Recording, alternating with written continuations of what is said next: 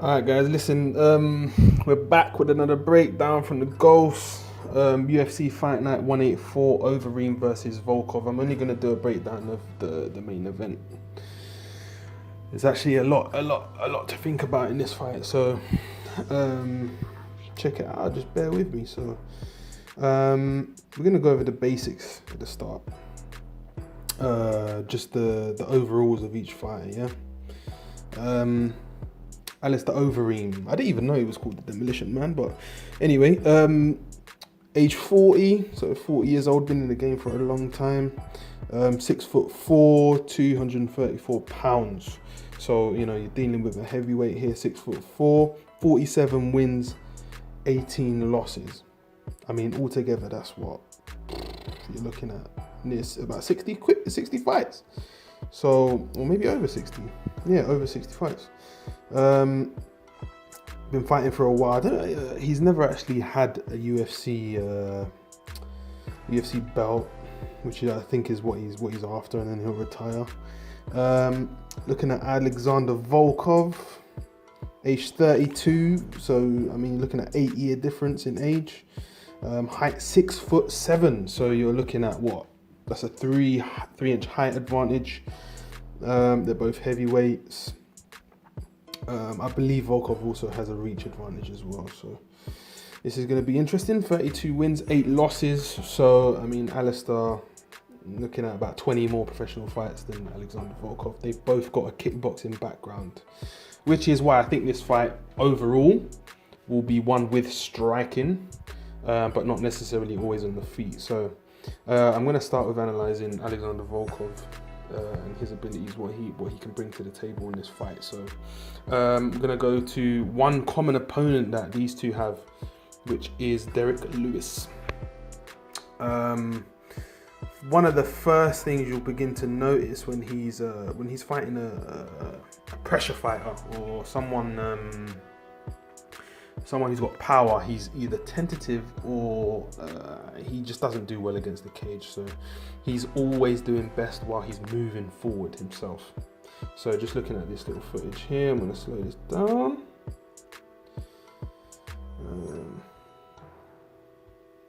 Here we go. So against the cage, you can see now he's throwing his feints, looking for that opening. Now you see how he starts to unload, kick, left punch, left teep, right hand, and now he's opening up on Derek Lewis. Not very successful in this instance, but that's something to look out for. Later on in the fight, I believe that will happen, because if it goes that far, for example, Alistair might get tired and Volkov might be able to get him against the cage. So that's something you have to look out for. He does love a pendulum kick. And what he does is he'll switch this up from a low kick to a body kick a lot of the time. It's just kind of a point scoring thing, really. There's not enough oomph in it to really stop anybody. I mean, leg kicks, obviously, you know, will pay over time. But yeah, there's not that much venom in these kicks. So you'll see here, he'll switch up the low kick and the high kick together. There you go, there's a high kick, well, body kick. And he'll kind of just throw it from there. He won't, yeah, there you go.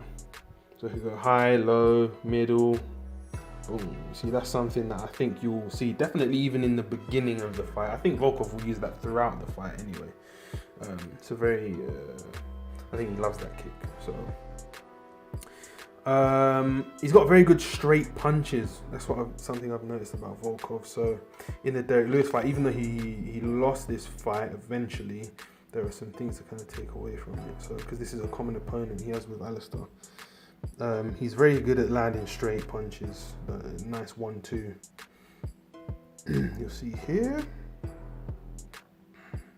So as he's got, again, it's as he's got his opponent against the cage. So that's something that Overeem will have to look out for. He's very good at that anyway. It's going to be a battle of footwork, I believe. So you'll see as his opponent's against the cage, it's the same time when he'll start to unload. He'll always start to unload against the cage. Conor McGregor does something similar. He's finished a lot of his opponents against the cage.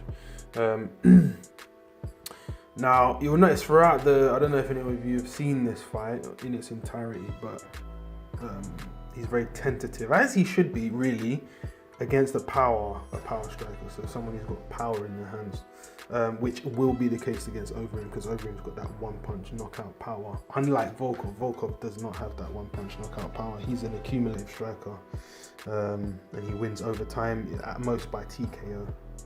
So... he uses a lot of feints in his fights,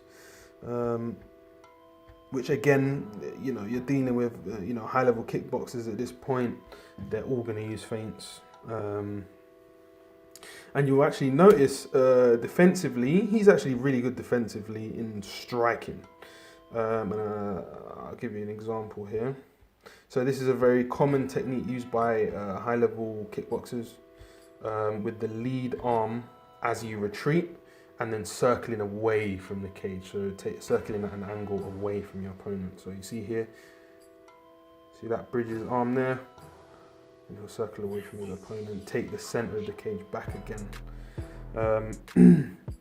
Volkov's not really a knockout artist. You're not gonna see a one-punch knockout of Overeem, I don't believe. You know, I think if you bet on the odds of that happening are, you know, substantial.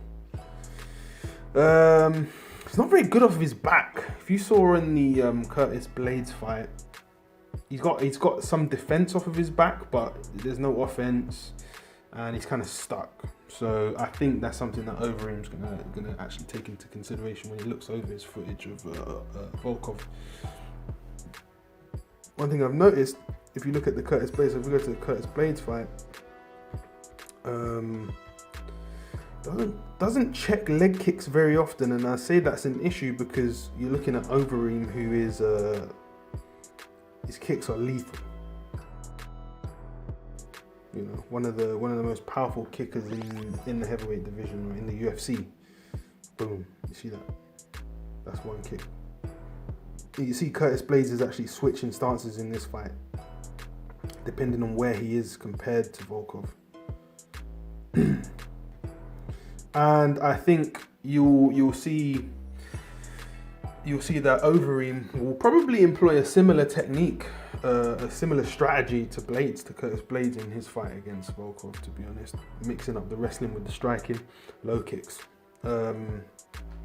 Anyway, so that's really the summary of Volkov.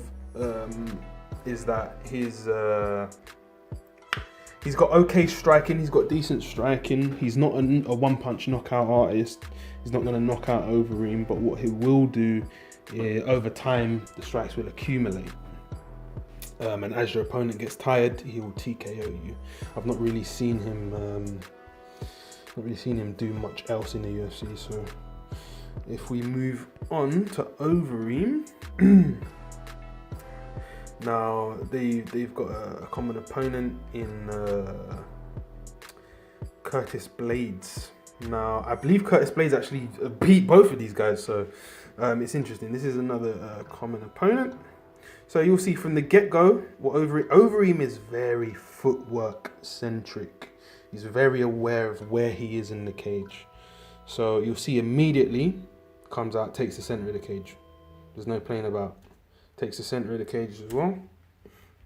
And then what you'll see is he starts to shadow his opponent. He's very, very cautious of where he is compared to his opponent. You see he's shadowing his opponent there. Yeah. At this point, it's a feeling out process. So what you'll see as well, depending on where he is to his opponent, he'll change stances. Yeah, you see that? They're both actually doing the same thing. Now you'll see the reason for this. You'll see that Overeem is very conscious of where he is inside the octagon. So you see those black lines with UFC? He'll try and stay around those lines. He'll never try and he'll keep his back away from the cage. So the whole time he's kind of staying around those black lines or in the center. You'll see that Overeem has some very good head movement, which is why he can afford to keep his hands down so low. So if you look, here's a little sequence. Right, see that? Nice. Nice little head movement there. Now you'll see a lot of that in the Curtis Blades fight with Overeem. He keeps his hands down because he's confident in his head movement and his footwork. Straight punches don't really land very often on Overeem, so you have to kind of mix it up. Now another thing to really think about with Overeem is his knees. Now, fun fact about Overeem is that when he was kickboxing in K1, they actually created a new rule because of Overeem. So Overeem was basically just grabbing guys in the plum clinch with two hands and just kneeing the hell out of them.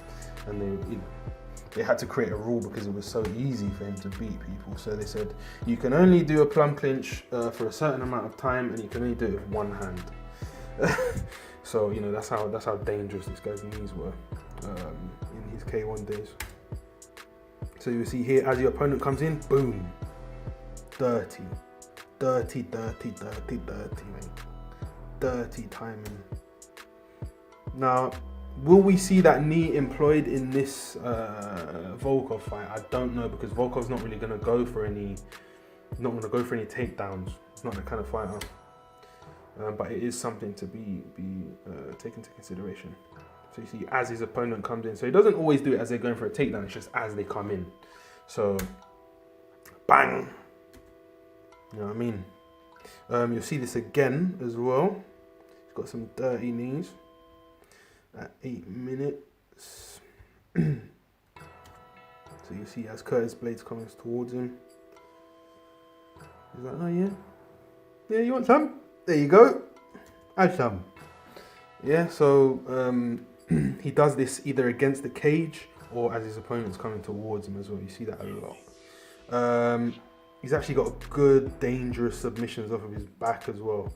I think the more I look at this, the more I'm seeing that there's so many more ways for Alistair to win this fight than Volkov. So you'll see, he turns this into a heel hook here. He's like, yeah, alright, here you go. Take that, mate. It's not quite in here, but he's working for it. Just to show that he's offensive off of his back. He's also got a dirty body kick. He's just got dirty kicks and he doesn't use them enough. I think maybe he didn't use it against Blades as much because he's obviously not afraid of a takedown, but he just wants to, stay on his feet. So you see here, he's got a dirty left kick. Oh yeah. And I wish you could hear the sound on that, but some reverberation going on. Ooh-wee. Yeah. Now let's go to the Jairzinho fight. Yeah. This is a fight that Overeem also lost. I think maybe this fight shouldn't have been stopped, but hey ho. Now you'll see straight away 45 minutes. If he feels that his grappling is better than his opponent's, he will not hesitate to take his opponent down to the ground. Boom. He'll grapple with you. You see, in that clinch, he'll then throw some knees, take you down. Beautiful. Yeah? So I think you're going to see that. Again, another example. See, this is the thing. I have to provide examples because I can't just be chatting. I have to provide examples of man doing these things. Yeah? So again, he will not pet to take you down. There you go. Look at that. Threw him down like a newborn baby, mate. No problem. So, if he feels he's superior to someone in grappling, which I believe he is more superior than Volkov, do not be surprised if he takes Volkov down and basically just batters him. So, again, just want to go back to those knees again. We saw it in the other fight. You'll see it again in a different way against the cage. So if at any point Overeem gets Volkov against the cage, you're going to see some knees. Knees from the ream. Yeah. Boom. Yeah. So he'll throw some knees. he kind of does that, I believe, to just kind of distract you, even though his knees are deadly. Now, one thing you saw in this fight was the dirtiest step overhand left. So he's in southpaw, and then he'll step over into orthodox while throwing the overhand, and he lands this repeatedly in this fight. Now, let me get this in slow motion. Now, I believe Volkov is actually orthodox, so he could employ this technique in that fight. So you'll see in every orthodox versus southpaw fight, that straight rear hand is always there from both sides. If you're orthodox, you can throw the rear right hand. If you're southpaw, you can throw the rear left hand. It's there for both sides, but it's just, I don't know, southpaws are just more successful with it for some reason. Now, Overeem being dual stance, he'll take a southpaw stance probably against Volkov and probably attempt something similar to this. Again, something that we saw Volkov do in the Derek Lewis fight is that kind of using the lead arm to bridge and then circling out. So you'll see here, boom, as he's coming away. Well, there's no bridge, but he circled out, step back, circled out, took an circling out at an angle essentially. You'll see Israel Adesanya do it. You'll see loads of people doing that. So, because if you go back in a straight line, you'll end up against the cage, and you don't want that. So, also, so what is likely, personally, you can feel like I'm painting a picture here, but I think Volkov may end up on his back at some point in the fight, and you're going to see some ground and pound like this. Hey. You know what I'm saying? And he's got elbows. Oi. Yeah. Oh, those are not fun. All right. Only thing I've seen with Overeem that I don't get why. I know why he does it, because it's something that's from his kickboxing background. But here you can see against the cage. This usually happens late in the later rounds. You can see it's round 4 when he's tired or he's hurt. Yeah, he'll get up against the cage and he'll cover up like a kickboxer. This is not. I don't know. He's a high level striker, so it doesn't make sense. But this is not an effective technique of defense against the cage. I don't get it. Do you know what I mean? What you should be doing is circling out. Look, the way is open here. You can just circle out. Do you see what I'm saying? So I don't know why he does this, but he gets caught a lot when he does this. So you see Jairzinho just feels like he can open up when he does that. You know what I mean? Starts throwing jumping knees and that. You know what I mean? Gets his confidence. So you know. Every fighter has their flaws. So that is a flaw of Overeem, I would say. Now, moving on to a common opponent of them.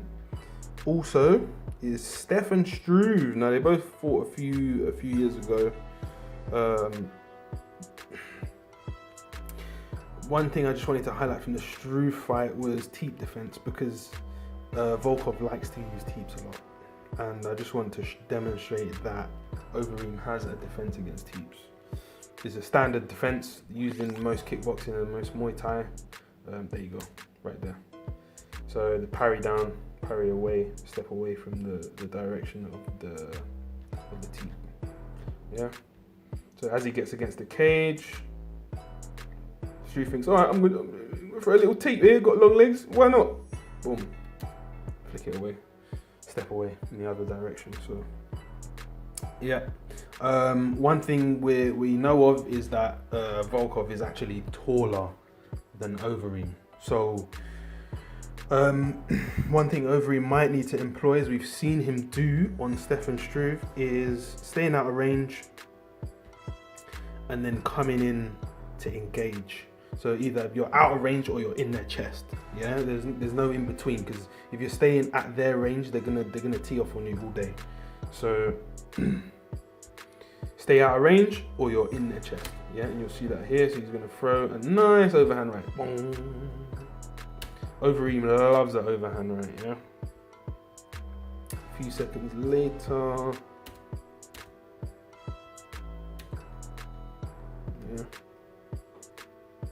Yeah. So what he'll do, and why those two are linked, is that he'll throw an overhand right and he'll go for takedowns and go in between them. That way, because the initial launch of those two techniques look similar. Yeah, that's why you see wrestlers do it a lot. Wrestlers will throw an overhand right because they dip as if they're going for a takedown.